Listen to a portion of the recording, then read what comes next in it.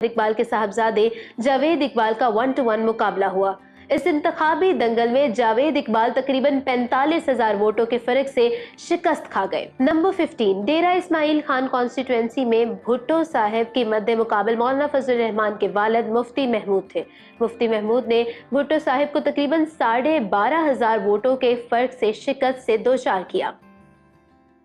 Number 16, Bhutto साहब पाकिस्तान के वो पहले वजीर आज़म थे कि जिन्होंने इस्लामिक सोशलिज्म का नारा लगाया। उनका इंतखाबी मंशूर रोटी कपड़ा मकान गरीब तबके में बेहद मकबूल हुआ।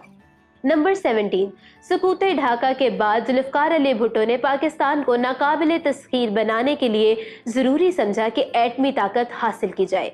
एक रोज़ उन्हें डॉक्टर अब्दुल कदीर खान ने यकीन दिलाया कि हम बहुत जल्द न्यूक्लियर स्टेट बन जाएंगे, तो मिस्टर भुट्टो जज्बाती अंदाज में मेज़ पर हाथ मारते हुए बोले, I will see the Hindu bastards now. Number 18, mister Bhutto की बायोग्राफी पर लिखी गई जितनी भी किताबों को खंगाला जाए, हर एक किताब में उनकी शराब नोशी के वाकयात जरूर मिलते हैं।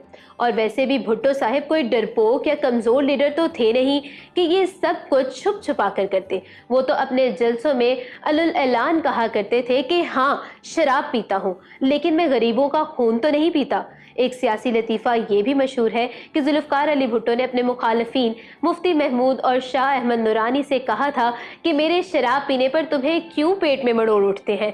क्या मैंने कभी तुम्हारे हलवा खाने पर तनकीद की है? नंबर 19, जुल्फ़िकार अली भुट्टो के वज़ीर ख़जाना डॉक्टर मुबश्शिर हसन बताते हैं कि मुफ्ती महमूद मुज़ाकरात के लिए आते तो भुट्टो साहब ने ताकीद की कि उनकी कोक में थोड़ी सी विस्की डाल दिया करो।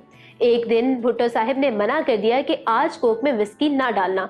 मुलाकात के बाद मुफ्ती महमूद जाने लगे तो भुट्टो साहब को कहने लगे कि आज कोक का मजा नहीं आया। नंबर 20, जी नाजरीन, आपने वाज़े अल्फाज में सुना कि भुट्टो ने मुफ्ती महमूद साहब रहमतुल्लाह अलैह को किस अंदाज में शराब पिलाई। अब ये बिल्कुल सरासर इल्ज़ाम है। मौलाना मुफ्ती महमूद साहब रहमतुल्लाह अलैह न सिर्फ पाकिस्तान बल्कि आलम इस्लाम के अजीम रहनुमाओं में उनके शुमार होता है।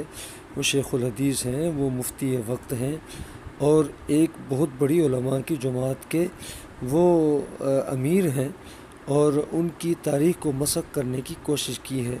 ये इलेक्शन बॉक्स के नाम से एक डॉक्यूमेंट्रीज़ बनाने वाला इदारा है, तो लिहाजा उलमा इकराम को चाहिए कि इस बात का दिफा करें।